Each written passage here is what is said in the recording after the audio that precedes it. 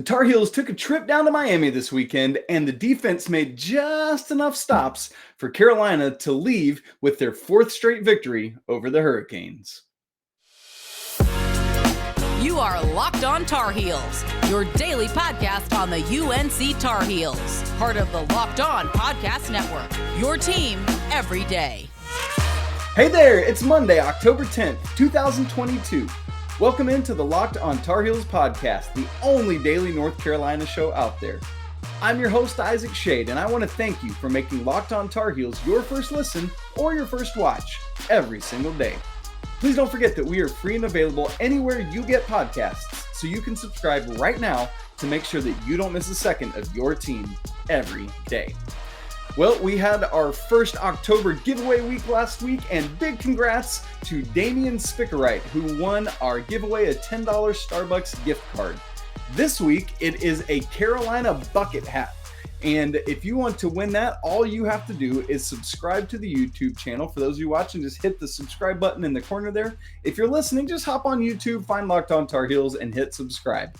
On Saturday of this week, we will draw a name and figure out who this week's winner will be. I'll get your address from you and send you off a Carolina bucket hat. It's going to be awesome.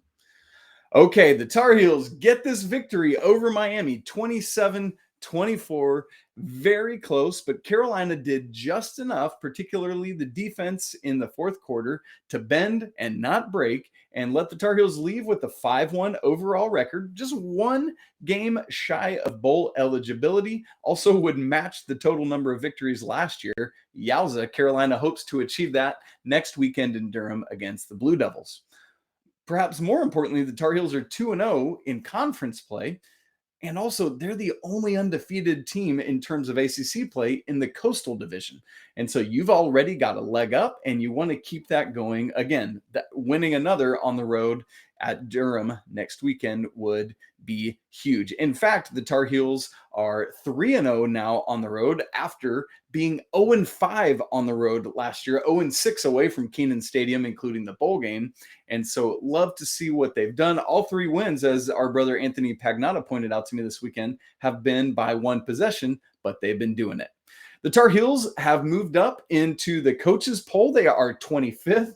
They're barely in, but they're in. And then in the AP poll, they're just on the outside looking in, coming in at the first team in others receiving votes. So they're 26th right now in the AP poll, and certainly another win would probably move them right on in. I want to first talk about some big picture things. That's all what we always do with our post-game recap. And then I'm going to tell you about three plays that I thought really impacted the game, three players that stood out, and of course, my Schadey Stat of the game. And where I want to start is what I'm calling the drive. And that's because it, to this point, is perhaps the biggest single drive the Tar Heels have had this season. Perhaps you disagree with me. I'd love to hear it. Leave a comment in the YouTube comments or send me a Twitter DM or something like that. But here's why I think this drive was so important. First off, it came right after a huge play from the defense. We're going to talk more about it in a minute, so I'm not going to spoil that for now. But this is in the fourth quarter. North Carolina gets the ball at their own 17-yard line. There's 12:31 left in the game, so pretty early in the fourth quarter, and they're leading at this point 24-17. As we've talked about, and as you know, the running game has had varying levels of effect this year. It started off being very hot, but has come down in recent weeks, and it's the passing game that has held firm and done really well.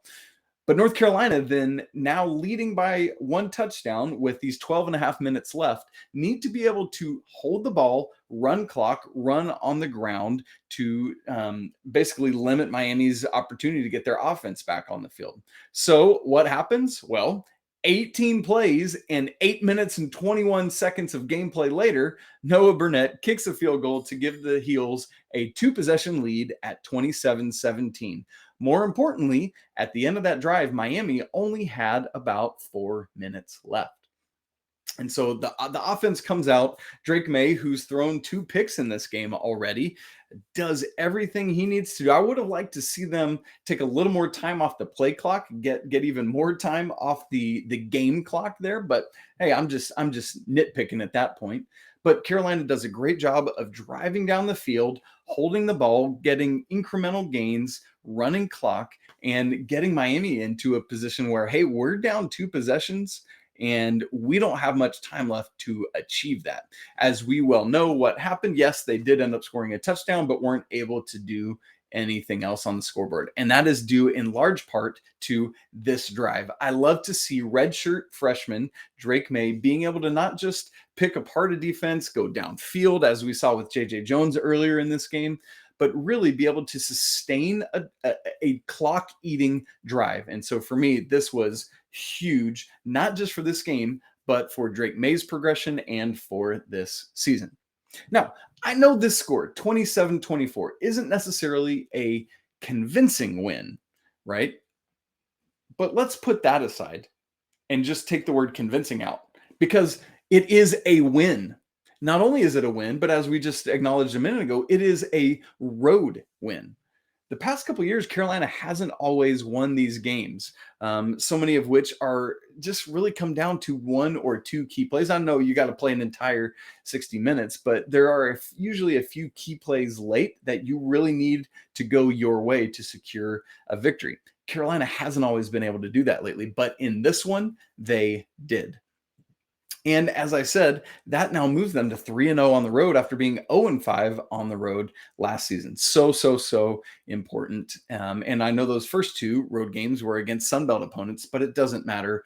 You go on the road, it's tough to win, and Carolina did just that. One of the things we were watching for this week is what kind of performance Carolina's defense would have coming off of that showing where they allowed just 10 points to Virginia Tech last weekend. Remember, we asked the questions, if you've been tracking with us this week, was that more about Carolina's defense or Virginia Tech's inability on offense? And what I said all week long is, listen, the defense doesn't need to, I mean, it's great if they're going to surrender just 10 points a game, but honestly, with the rate the offense is going, if the defense can keep a team under 30, you're going to win most of these football games this season. And that's exactly what happened. Carolina didn't keep the Hurricanes to 10 points, but they held them to 24, and that was enough to do the trick. Now, I know the offense was held under 30 for the first time this season, but they got 27, and that's really close to 30. And so the Tar Heels come away with a victory. You love to see that. Finally, as I alluded to, Drake Maye did have 2 interceptions. It was interesting. It was his last throw before halftime and his first throw out of halftime. And coming into the game, you're probably aware, only had 1 interception all season long, and so now has 3. He was able to pull it together the rest of the half, though. No more interceptions, and was able to, as we said, have some important drives sustained in the second half, even though it was a very low-scoring half. The 2 teams combined had, I believe, just 13 points in the half. I'm taking that number off my head, but Carolina had 2 field goals and Miami had a touchdown there. Well, we're going to get into 3 plays that I thought really had a massive impact on this game right after I tell you about SimpliSafe. Friends, the numbers don't lie. In the last decade, over 4 million people have chosen SimpliSafe home security to protect their home. You don't earn the trust of that many people without doing something right. At SimpliSafe, your safety is the only thing that matters. I know because I have several friends in my life who use SimpliSafe in their own home. SimpliSafe protects you with cutting-edge security technology powered by 24/7 professional monitoring agents who always have your back. Now, here's why I love SimpliSafe. In this day and age of being able to control everything digitally, I'm a big fan of SimpliSafe's advanced technology, which allows you to control the system from your phone while seeing everything in crystal clear high definition. With 24/7 professional monitoring, SimpliSafe's agents call you the moment a threat is detected and dispatch police or first responders in an emergency, even if you're not home or can't be reached. So customize the perfect system for your home in just a few minutes at simplisafe.com/lockedoncollege. Save 20% on your SimpliSafe security system when you sign up for an interactive monitoring plan and get your first month free. Visit simplysafe.com/lockedoncollege to learn more. Friends, there's no safe like SimpliSafe. All right, so let's now talk about 3 plays that I thought really either changed this game or were just electric plays in this game. And I want to start with one on offense, and then we're going to have 2 defensive plays. And this was just a silly play. It was Carolina's 3rd touchdown of the day, 3rd and final touchdown of the day, I guess it would be. And it was from Drake Maye to Josh Downs, giving Josh Downs a touchdown. And he's been able to have so many in a few short games this season, and you love to see that.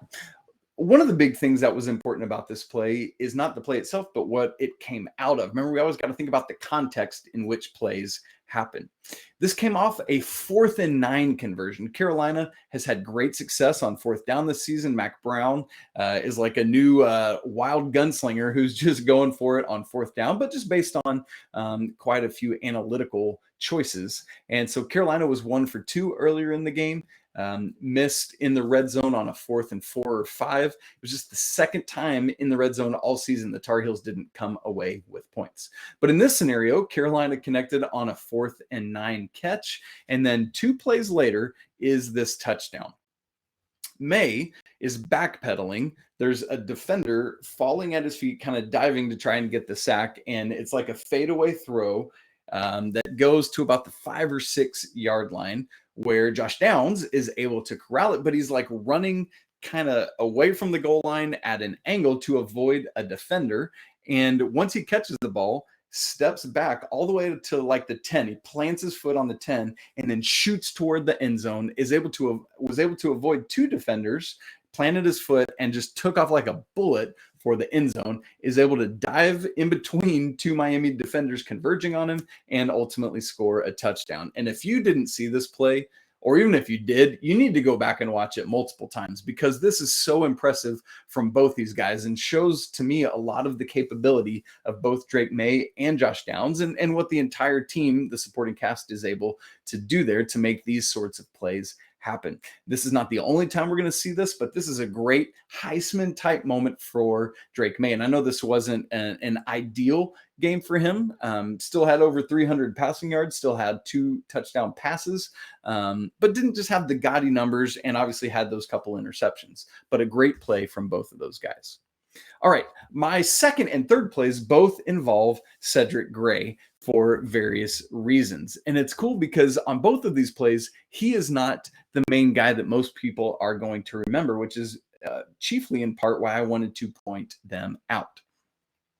There was a moment in the 4th quarter. This is the moment that leads into that big drive that we just talked about that ate up nearly 8.5 minutes of the 4th quarter.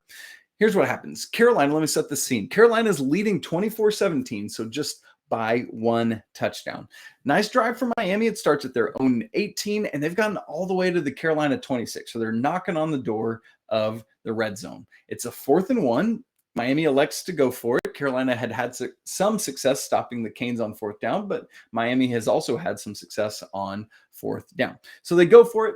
Pretty easy pickup right across the line there. But what happens? Our man Cedric Gray gets a strip. The ball comes out, and then Gio Biggers falls on it to get Carolina the possession. And I got to tell you, right about this point, it had that feeling of like, dude, Miami is going and going and going. They're going to at least easily get 3 points because they were already right there very much in field goal range. But it felt like they were maybe going to go all the way and get a touchdown here to tie this game early in the 4th quarter. And who knows, again, you're on the road. Miami's built some momentum in this game. And so this strip by Cedric Gray and then Gio Biggers' awareness to fall on it and get Carolina possession of the ball, now actually inside the red zone territory, is huge for the Tar Heels, not to mention what it led to, that field goal we just talked about that came on the end of almost 8.5 minute drive. And now Carolina has a 2-possession lead. Huge, huge, huge. The strip and recovery from Cedric Gray and Gio Biggers. Way to go, fellas. Okay, then my final of the 3 plays that I thought had such a huge impact on this game. And honestly, there were a ton in this game. I had trouble narrowing it down today, but I thought these were really important. And I sometimes like to pick out maybe a forgotten play. Because I think most of you are going to imagine, stop and make a guess. What do you think I'm going to go to right now for this final play? A lot of people are probably thinking DeAndre Boykins' interception to seal the game on the final meaningful play of the game. But I actually want to go back one play before that play. Why that? Well, I'll tell you. Let me set the scene once again. It's 2nd and 10 from the Miami 47. So just on the negative side of midfield for them. They're trying to got 53 more yards to get to the end zone, or at least get into field goal territory to kick a game tying field goal. At this point, Carolina is up just 27-24. There's 35 seconds left on the clock. And what happens, it's after an incompletion. So Miami gets up to the line. They got time, taking their time. 2nd and 10, 35 seconds left. Tyler Van Dyke is flushed to the right and dumps off to Jaleel Skinner. Picks up about 6 yards. So it's going to be, looks like he's going to get out of bounds. It's going to be 3rd and about 4 with now about 25 or so seconds left on the clock. Plenty of time for Miami to go down and get in field goal range for a game tying kick. Not so fast. Why? Here comes Cedric Gray flying in. I don't even think Skinner realized he's there, because it wasn't like he was moseying to get out of bounds, but it wasn't the most urgent thing ever if you go back and watch.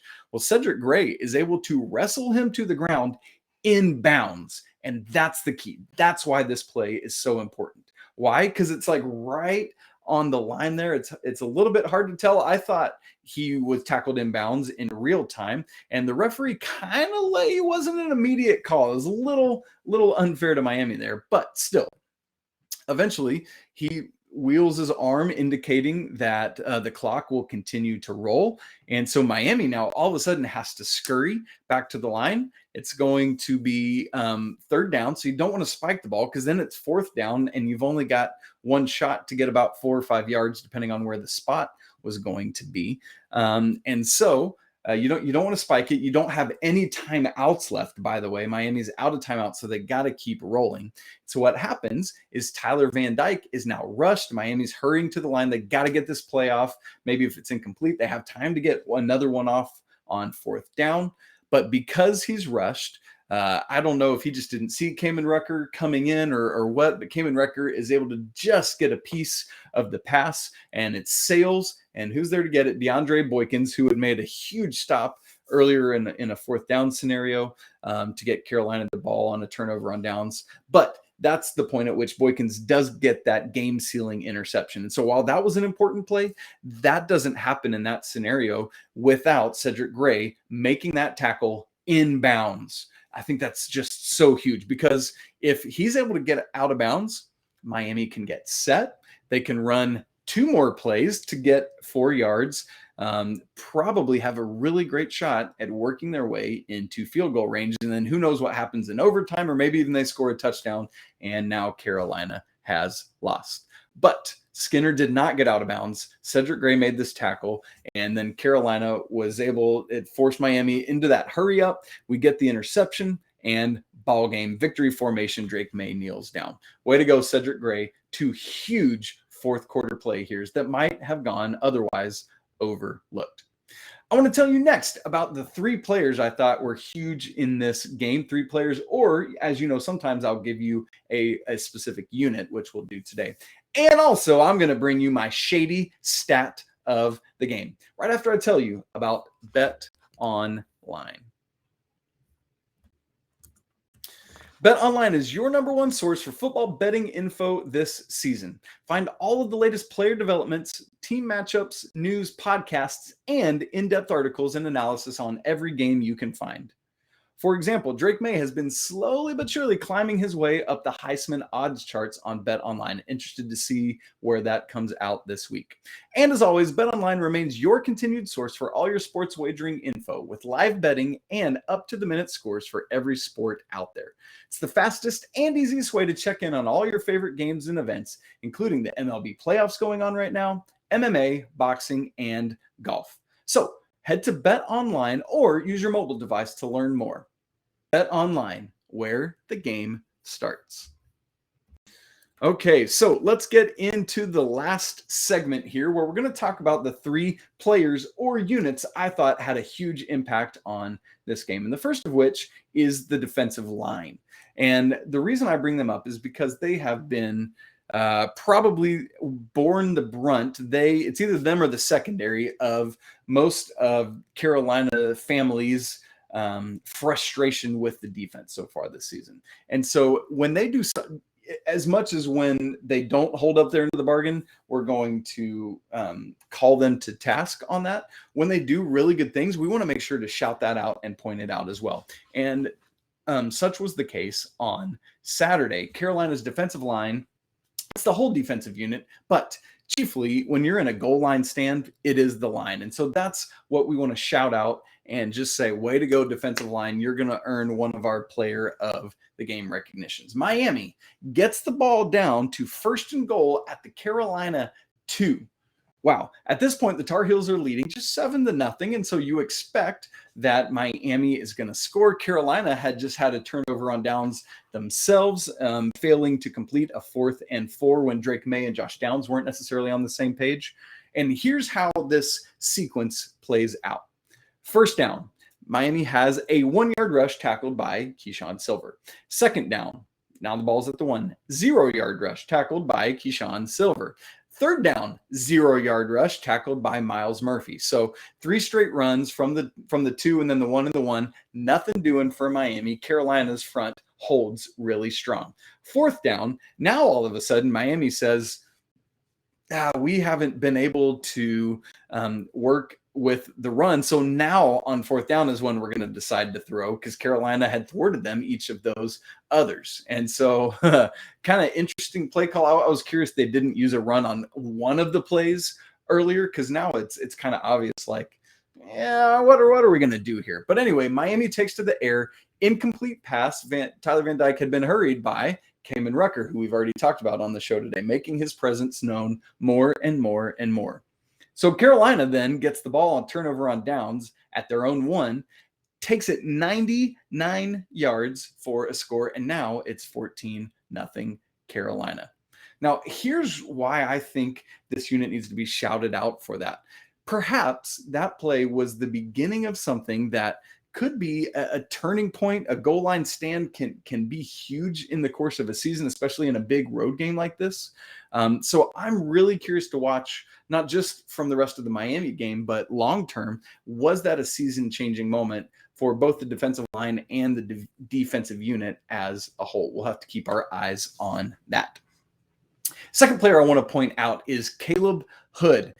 He, at this point, has pretty clearly taken over RB1 duties. He's now started each of the past 2 games over Amarion Hampton, who had started for a while following the season opener, which, if I remember correctly, DJ Jones started that one. And so Caleb Hood starts, has 13 carries for 74 yards, 5 catches for 50 yards.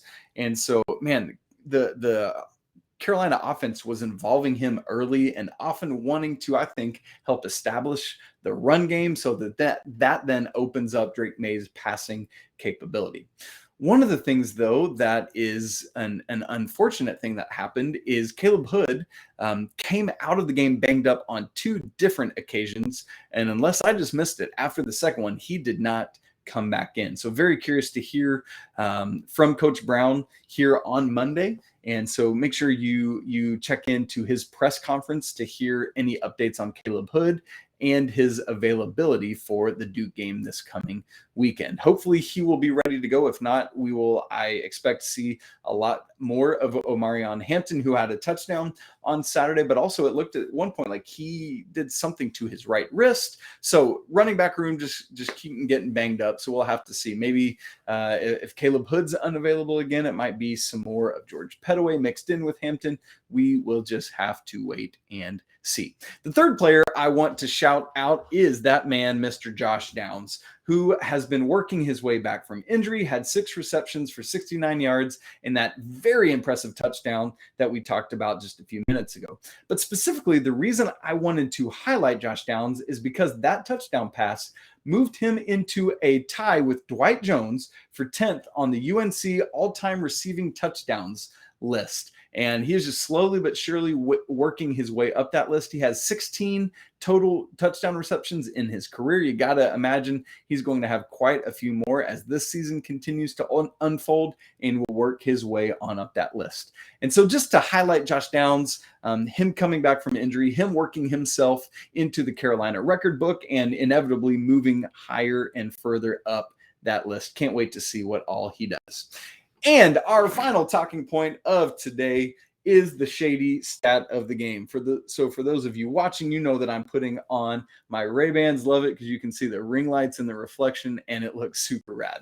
So Schadey stat of the game. So far in the 2022 season, North Carolina has played how many games? 6. That's right. They're 5-1. Now, a little Mr. Obvious here for you, but there are 4 quarters in every football game. What do you know about that? 6 times 4 is 24. So that means the Tar Heels have played 24 quarters of football so far this season. Why am I putting you through the drudgery of learning all this math? Well, it's because that in those 24 quarters, the Tar Heels have scored points in 23 of them. That's right. 23 of the 24 quarters Carolina has played this season, they have scored points. The lone quarter they didn't, well, it's kind of their own doing. It was the 4th quarter of the Virginia Tech game last week. The Tar Heels are up already 41-10. Nothing doing for either team. Both are getting in reserves and second and third stringers and those things. And so Carolina wasn't able to punch any points across or kick any points through the uprights either. And so 23 of 24 quarters, with the only non-scoring quarter being a one at the very end of a blowout. And so totally understandable. Way to go, Tar Heels. Keep this scoring going. Again, this offense is elite, although it was held to under 30 points for just the first time this season. You got to think that the Tar Heels will have a big rebound at Duke this coming weekend. Well, friends, that is it for today's episode of Locked on Tar Heels. Please don't forget to join us in our Drive for 5. Subscribe so you can be entered into the opportunity to win the Carolina bucket hat. I will show it to you on an episode later this week. Coming up tomorrow, Matt Krause, the Carolina women's basketball play-by-play announcer, is joining me to unpack live action. He was on the call for this game along with Kyle Stroud and Garrison Brooks. You love to see that. And so he was gracious enough to come join us on the show and unpack what he saw. Obviously, we're going to be doing a lot of prep for the Duke game throughout the week and would love to see that. And we might later this week have a very special guest joining us. So stay tuned for that. If you want to follow the show on Twitter, you can do that at Locked On Heels. You can also follow me on Twitter at Isaac Schade. Get more on the ACC by making Locked On ACC your second listen of the day. Host Candace Cooper and the local experts of Locked On take you around the conference in 30 minutes, 5 days a week.